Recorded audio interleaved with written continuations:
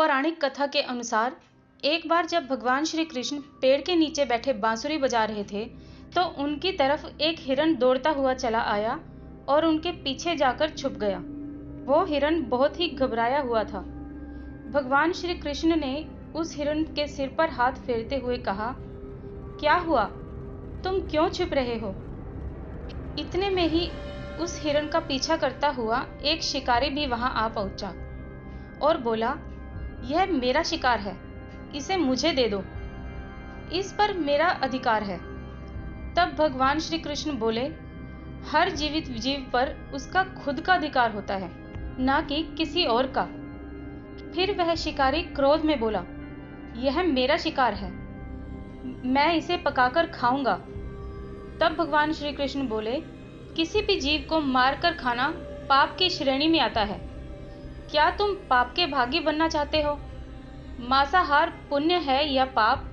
क्या तुम धर्म को नहीं जानते? तब वह शिकारी बोला, मैं तुम्हारे जितना ज्ञानी तो नहीं कि यह जान सकूं कि मांसाहार पुण्य है या पाप, पर मैं यह जरूर जानता हूं कि जीव को मारकर खाना इसमें कोई हर्ज नहीं है। से तो मैं इस जीवन को जीव बंधन से मुक्त कर रहा हूं, फिर क्यों मांसाहार से मना किया जाता है?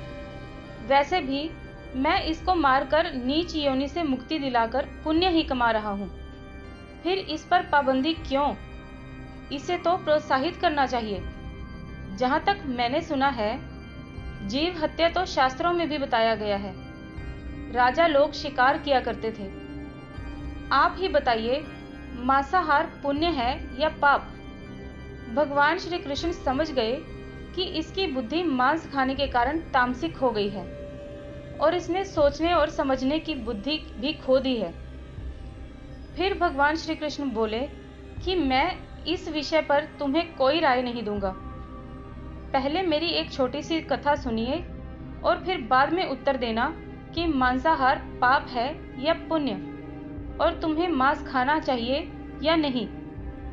वह शिकारी सोचने लगा कि इसमें मेरा तो कोई घाटा नहीं है, इस कथा को मैं सुन ही लेता हूँ, मेरा मनोरंजन भी हो जाएगा और बाद में मुझे इस हिरण का मांस भी मिल जाएगा।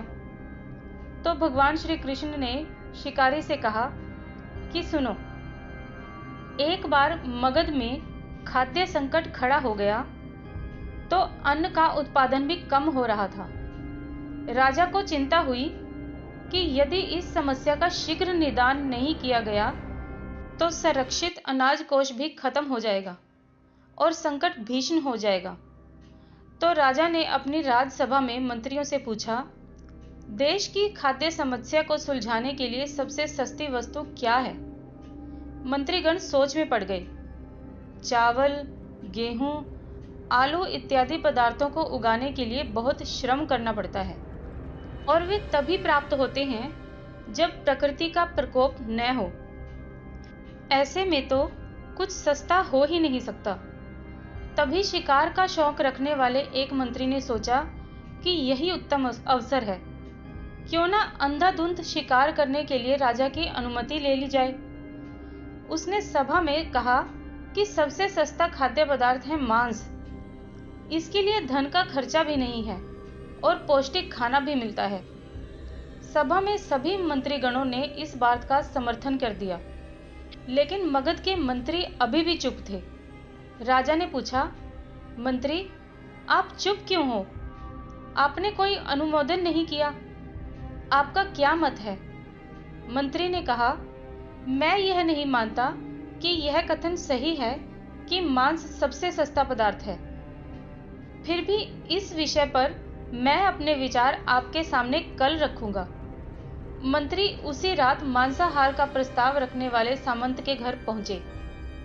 सामंत ने इतनी रात मंत्री को अपने घर आते देखा तो वह घबरा गए। किसी अनिष्ट की आशंका से वह कांप गए। मंत्री ने कहा, संध्या को महाराज बीमार हो गए और उनकी हालत बहुत खराब है। राज वैद्य ने कहा है कि किसी शक्तिशाली देह का 2 तोला मांस मिल जाए तो राजा के प्राण बचाए जा सकते हैं। आप महाराज के सबसे विश्वास पात्र हैं, इसलिए आपसे योग्य और कौन होगा? इसके लिए आप जो भी मूल्य लेना चाहें ले सकते हैं। आप कहें तो इस काम के लिए मैं आपको 1 लाख स्वर्ण मुद्राएं भी दिलवा सकता हूँ। एक बड़ी जागीर भी आप मांग सकते हैं। बस आप अपनी इच्छा कहें। मैं तलवार से आपके हृदय को चीरकर बस 2 तोला मांस निकाल लूंगा।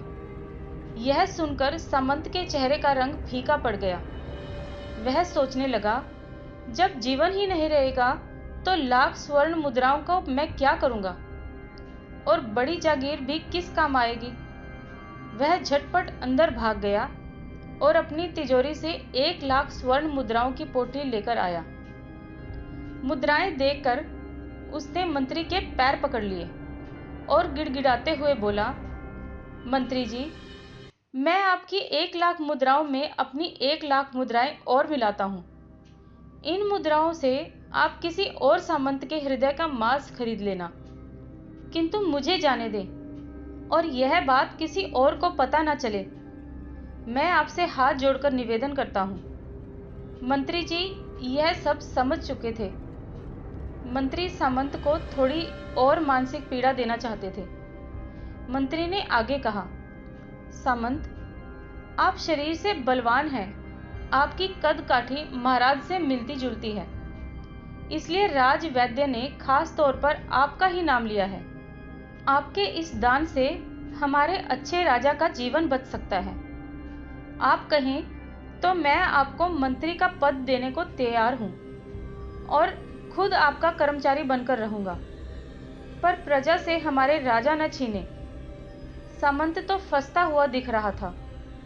उसने अपने शरीर पर अंग वस्त्र रखकर अपने जूते भी पहन लिए।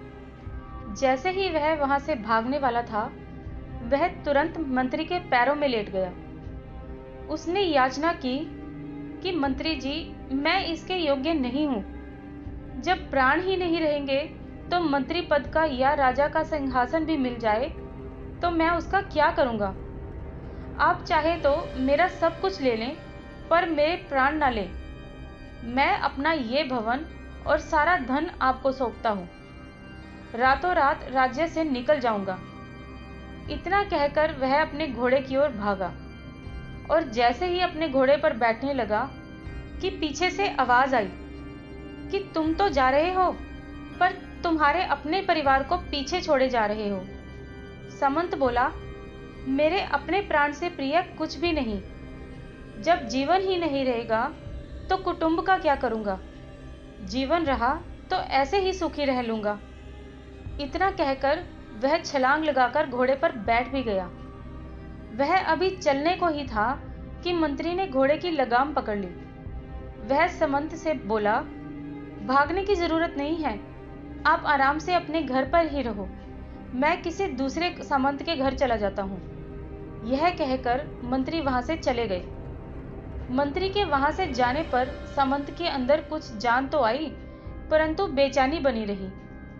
उसकी नींद खराब हो चुकी थी। मुद्राएं लेकर मंत्री बारी बारी से सभी सामंतों के घर गए। सभी से राजा के लिए हृदय का 2 तोला मांस मांगा, परंतु कोई भी देने के लिए राजी नहीं हुआ।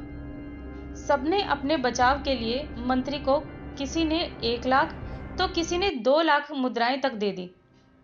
इस प्रकार मंत्री ने एक ही रात में लाखों स्वर्ण मुद्राएं जमा कर ली। फिर सुबह होने से पहले ही अपने महल में पहुंच गया। अगले ही दिन राजसभा में सभी सामंत समय से पहले ही पहुंच गए। सभी यह जानना चाहते थे कि राजा स्वस्थ है कि नहीं, लेकिन कोई भी किसी से भेद नहीं खोल रहा था। सबको राज वैद्य की तलाश थी। उनसे ही उन्हें कुछ सूचना मिल सकती थी। मंत्री ने सैनिकों को आज्ञा दे रखी थी कि जब तक महाराज राजसभा में ना आए तब तक किसी भी सामंत को महल से बाहर जाने न दे। कुछ ही देर में राजा सभा में अपनी चिर परिचित गति में आए और अपने सिंहासन पर आकर बैठ गए। सभी सामंतों ने देखा, कहीं से भी उनके राजा अस्वस्थ नहीं लग रहे। उन्हें तो कुछ हुआ ही नहीं था। मंत्री ने उनसे झूठ बोला। हर सामंत के मन में यही विचार चल रहा था, लेकिन कोई भी किसी और को कुछ भी नहीं बोल रहा था। तभी मंत्री ने राजा के समक्ष 40 लाख स्वर्ण मुद्राएं रख दी। राजा ने पूछा, ये स्वर्ण मुद्राएं किसके लिए हैं और कहां से आई?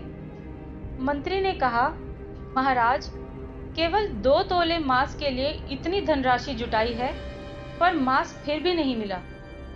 अपनी जान बचाने के लिए सामंतों ने यह मुद्राएं दी हैं। अब आप यह विचार कीजिए कि मांस कितना सस्ता है। राजा को बात समझ में आ गई। उन्होंने प्रजा से अतिरिक्त श्रम करने का निवेदन किया और राजा के अनाज भंडार में से अनाज निकालकर श्रमिकों को दिया गया। राजा ने पौष्टिक सब्जियों की खेती का तुरंत आदेश दिया। वह 40 लाख स्वर्ण मुद्राएं इसी कार्य के लिए और श्रमिकों के कल्याण के लिए खर्च की गई।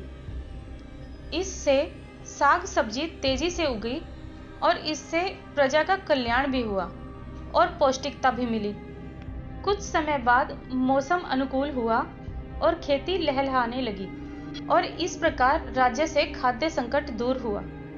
परमात्मा से यह ज्ञान पाकर शिकारी परिपूर्ण हो गया और उसे ज्ञान की प्राप्ति हो गई और वह जान गया कि महानता जीवन लेने में नहीं बल्कि जीवन देने में है।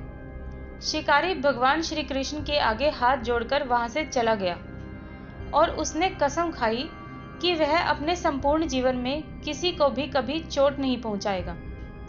भगवान श्री कृष्ण हमें इस कथा के जरिए समझाना चाहते हैं कि जिस तरह हमें अपनी जान प्यारी है, उसी तरह सभी जीवों को अपनी जान प्यारी होती है। मित्रों, जीव हत्या बहुत बड़ा पाप है।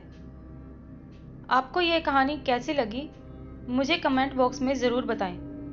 अगर आपको ये वीडियो पसंद आई हो तो वीडियो को लाइक करें और चैनल को सब्सक्राइब करें और अपने दोस्तों के साथ शेयर भी करें। धन्यवाद।